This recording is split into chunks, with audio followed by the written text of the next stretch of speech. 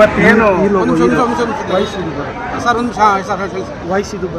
ಇವತ್ತೇನು ಫ್ರೀಡಂ ಪಾರ್ಕ್ನಲ್ಲಿ ದಲಿತ ಕರ್ನಾಟಕ ರಾಜ್ಯ ದಲಿತ ಸಂಘಟನೆ ಒಕ್ಕೂಟದ ಪರವಾಗಿ ಶೋಷಿತರ ಸ್ವಾಭಿಮಾನಿ ಹೋರಾಟ ಏನು ನಡೆದಿದೆಯೋ ಇದು ನಮ್ಮ ರಾಜ್ಯದ ಶೋಷಿತ ವರ್ಗಕ್ಕೆ ಕಾಂಗ್ರೆಸ್ ಪಕ್ಷ ಮಾಡ್ತಾ ಇರೋವಂಥ ಅನ್ಯಾಯದ ಬಗ್ಗೆ ಇವತ್ತು ಪ್ರತಿಭಟನೆ ಇತ್ತು.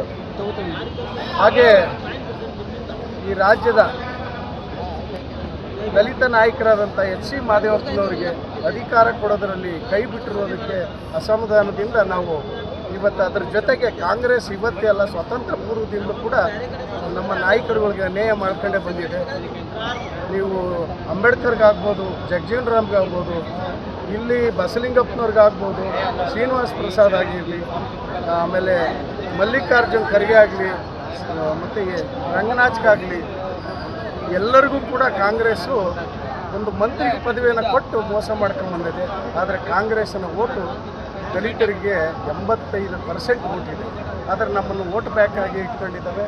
ಮುಂದಿನ ದಿನಗಳಲ್ಲಾದರೂ ಕೂಡ ನಮಗೆ ಈಗ ಸಿದ್ದರಾಮಯ್ಯನವ್ರು ರಾಜೀನಾಮೆ ಕೊಡ್ತಾನೆ ಮುಖ್ಯಮಂತ್ರಿ ಪಟ್ಟ ಸಿಗುತ್ತೆ ಯಾರಿಗಾರು ಒಬ್ಬರಿಗೆ ಅಂತಂದಿದ್ದು, ಆದರೆ ಸಿಗಲಿಲ್ಲ. ಆದರೆ ಅದರಲ್ಲೂ ಕೂಡ 28ಕ್ಕಾದರೂ ದಲಿತರು ನಿಮ್ಮ ಜೊತೆ ಇರಬೇಕು, ಮುಖ್ಯಮಂತ್ರಿ ಮಾಡ್ತೀವಿ ಅನ್ನೋ ಆಶ್ವಾಸನೆ ನಿಮ್ಮ ಮನಸ್ಸಿನಲ್ಲಿ ಇದ್ದರೆ ಮಾತ್ರ ನಾವು ಸಪೋರ್ಟ್ ಮಾಡ್ತೀವಿ. ಇಲ್ಲ ಅಂದರೆ ಯಾವುದೇ ಕಾರಣಕ್ಕೂ ಕಾಂಗ್ರೆಸ್ ನಿಮ್ಮ ಜೊತೆ ಇರಲ್ಲ, ಕಾಂಗ್ರೆಸ್ನವ್ರ ಜೊತೆ ದಲಿತರು ಇರಲ್ಲ ಅನ್ನೋದನ್ನ ನಿಮಗೆ ಮನವರಿಕೆ ಮಾಡೋಕ್ಕೆ ಇವತ್ತು ಧರಣವನ್ನು ಮಾಡ್ತಾಯಿದ್ದೀವಿ. ನಾವು 18ಕ್ಕೆ ಏನು 2ನೇ ಪಟ್ಟಿ ಸನ್ಮಾನ್ಯ ಡಿ.ಕೆ. ಶಿವಕುಮಾರ್ ಅವರ ಸಂಪುಟದಲ್ಲಿ ಎಚ್.ಸಿ. ಮಹದೇವಪ್ಪನವರ ಹೆಸರು ಸೇರ್ಪಡೆ ಆಗಬೇಕು ಅನ್ನೋದು ನಮ್ಮ ಒತ್ತಾಯ ಇದೆ. ನೀವು ಅದನ್ನು ಮಾಡಲಿಲ್ಲ ಅಂದರೆ ಈ ಸ್ಥಳೀಯ ಚುನಾವಣೆಗಳು ಏನು ಬರ್ತಾವೋ ಅವತ್ತರಲ್ಲೇ ನಾವು ನಿಮಗೆ ನಮ್ಮ ಶಕ್ತಿ ಏನು ಅನ್ನೋದನ್ನ ತೋರ್ತೀವಿ.